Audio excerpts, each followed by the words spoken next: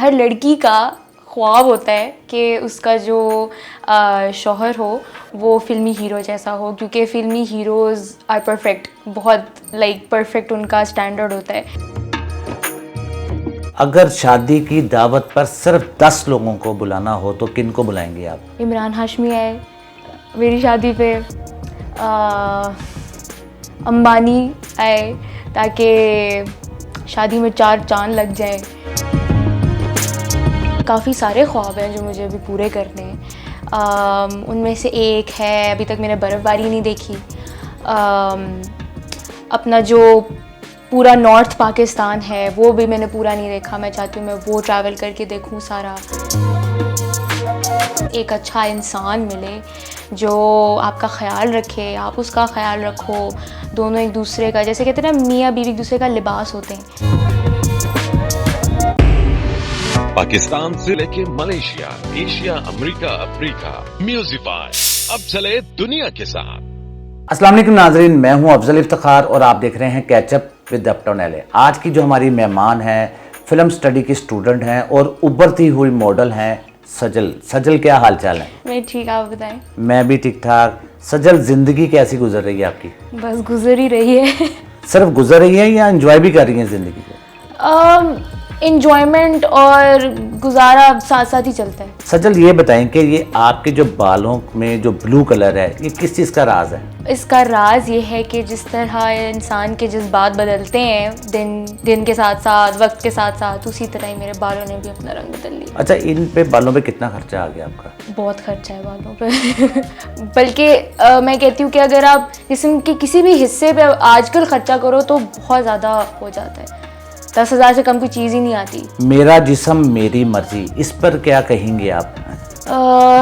मेरे ख्याल में हर इंसान का अपना ही जिस्म होता है और हर किसी की अपनी ही मर्ज़ी होती है। कोई किसी के ऊपर कंट्रोल नहीं रख सकता, और जो लोग कंट्रोल करते हैं उनका फिर मैं क्या ही कहूँ। लेकिन मुझे लगता है कि ये वो बातें हैं जो एक फजूल सी कॉन्वर्सेशन, एक आर्ग्यूमेंट में बनाई गई थी और फिर मीडिया ने उसको बहुत ही उछाल दिया। आपके ख्याल में खूबसूरती ज़्यादा मेकअप में छुपी होती है या मुस्कुराहट में? मुस्कुराहट में डेफिनेटली, क्योंकि मेकअप एक बहुत आर्टिफिशियल चीज़ है और जो है आर्टिफिशियल चीज़ों में खूबसूरती इतनी नहीं होती जितनी आपकी ओरिजिनलिटी में होती। तो इंसान जब मुस्कुराता है तो वो एक बेजान सी चीज़ को भी जानदार बना देता है। तो मेरे ख्याल में मुस्कुराहट जो है वो सबसे ज़्यादा खूबसूरत होती है। आपको सुबह उठने में ज़्यादा मुश्किल आती है या स्क्रिप्ट याद करने में? सुबह उठने में, सुबह उठना बहुत ही मुश्किल काम है, स्पेशली जब हम, क्योंकि मैं फिल्म स्टडी की स्टूडेंट हूँ तो हमारा बाज़-औक़ात काम रातों देर तक चलता रहता है। स्क्रिप्ट याद करना इतना मुश्किल नहीं है क्योंकि एज एन एक्टर मुझे लगता है कि एक्टर्स के पास ना एक फ्री हैंड होता है कि आप इम्प्रोवाइज़ कर सकते हो।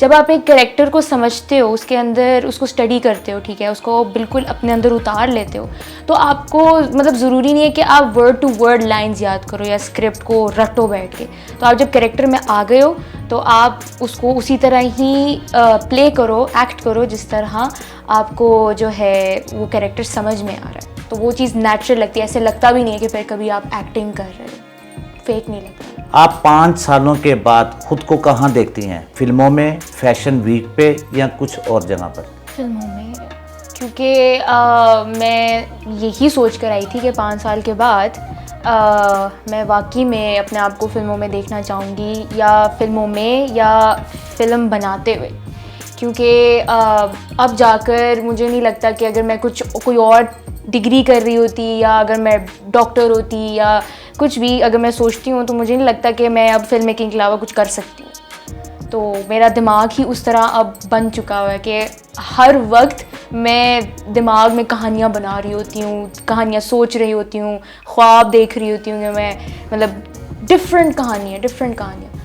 तो अब तो यही है कि 5 साल के बाद इंशाल्लाह मैं चाहूँगी कि मैं फ़िल्म बनाऊँ और इसी फील्ड में जाकर इसी फील्ड को परस्यू करूँ। सजल, ख्वाब देखती हैं आप? बेशक, कौन ख्वाब नहीं देखता। सबसे ज़्यादा कौन सा ख्वाब आता है आपको? सबसे ज़्यादा ख्वाब तो उड़ने का होता है और आज़ाद रहने का ख्वाब है। पहली नज़र में मोहब्बत पर यकीन रखती हैं आप? नहीं, ये भी एक फिल्मी ख्याल है कि पहली नज़र में जिसको देखा तो उससे मोहब्बत हो गई, लेकिन हकीकत में ऐसा नहीं होता, क्योंकि आप पहली नज़र में जिसको देखते हो वो वैसा ना निकले तो ये बहुत एक डरावनी चीज़ है। तो इसलिए मेरे ख्याल में हकीकत और जो आपका ख्याल है वो डेफिनेटली डिफरेंट होता है। एक इंसान को जितना ज़्यादा आप जानो उतना कम होता है और उसी चीज़ से आपको मोहब्बत होनी चाहिए। आपके ख्वाबों का जो दूल्हा है वो फिल्मी हीरो जैसा होना चाहिए या घर जैसे लड़के जैसा?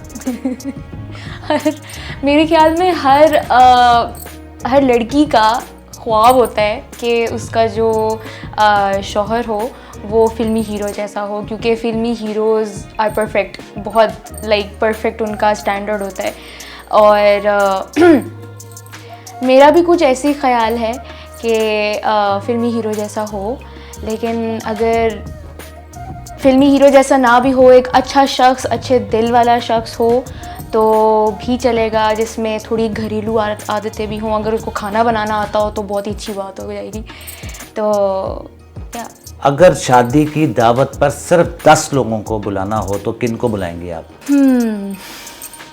रिश्तेदारों को तो बिल्कुल भी नहीं, क्योंकि रिश्तेदार सिर्फ चुगलियाँ करने आते हैं शादियों पर या खाना खाने, बस, और उनका कोई काम नहीं होता। उसके अलावा अगर मैं सोचूं, मैं चाहूँगी कि इमरान हाशमी आए मेरी शादी पे, अंबानी आए ताकि शादी में 4 चांद लग जाए, जनरल आसिम मुनीर मेरे दिमाग में। अच्छा, और कौन हो सकता है? मरियम नवाज भी आए तो चलो थोड़ा शुगर लग जाएगा। अच्छा। मोदी साहब माइंड ना करे तो भी मैं उनको बुलाना चाहूँगी। बाकी शाहरुख खान आए और माधुरी जी,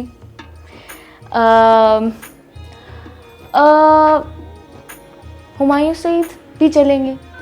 आपकी जो ज़्यादा मेहमान हैं सब इंडियंस हैं। तो क्या हुआ, हम एक ही कौम है, हम किसी ज़माने में एक साथ रहा करते थे, तो हम अभी भी एक ही हैं और जो मर्ज़ी हो जाए हम एक ही रहेंगे। बस कुछ मीलों का फासला है, बॉर्डर्स लग गए हैं तो क्या, हम अभी भी, और मैं समझती हूँ, मैं मानती हूँ कि अगर हम इस चीज़ को एक्सेप्ट करें कि हम एक हैं तो चीज़ें बहुत बेहतर हो जाएंगी। अगर आपका शौहर भी मॉडल हो, रोज़ाना दोनों में कौन ज़्यादा शीशे के आगे खड़ा होगा?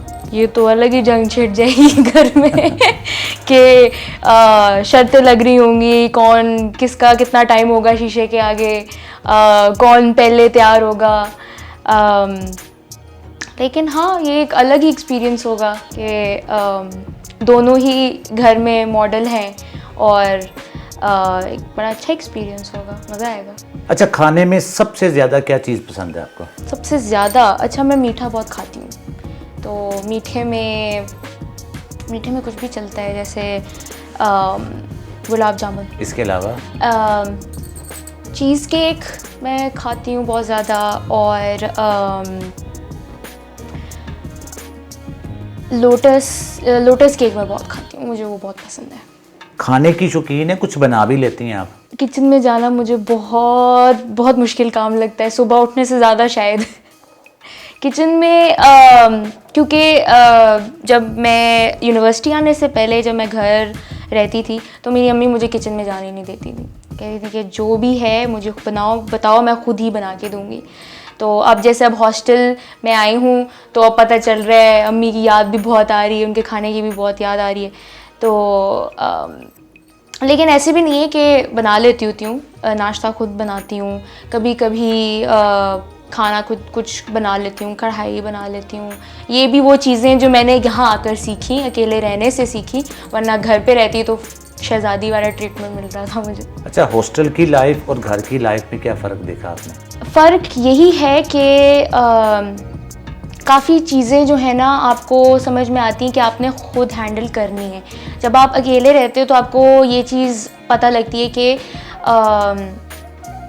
आपके साथ इतने लोग ज़्यादा देर नहीं रहते, आप खुद ही हो जो हो, ठीक है। और उसके अलावा आपको रिस्पॉन्सिबिलिटीज़ का अंदाज़ा होता है, आपको पता चलता है कि बाहर की दुनिया कैसी है। घर में तो माँ बाप होते हैं रोकने टोकने वाले, लेकिन जब आप अकेले रहते हो तो आपने ख़ुद चीज़ें देखनी है, समझनी हैं और अंडरस्टैंड करनी है। कोई एक ख्वाब जो अभी तक आपका पूरा नहीं हुआ?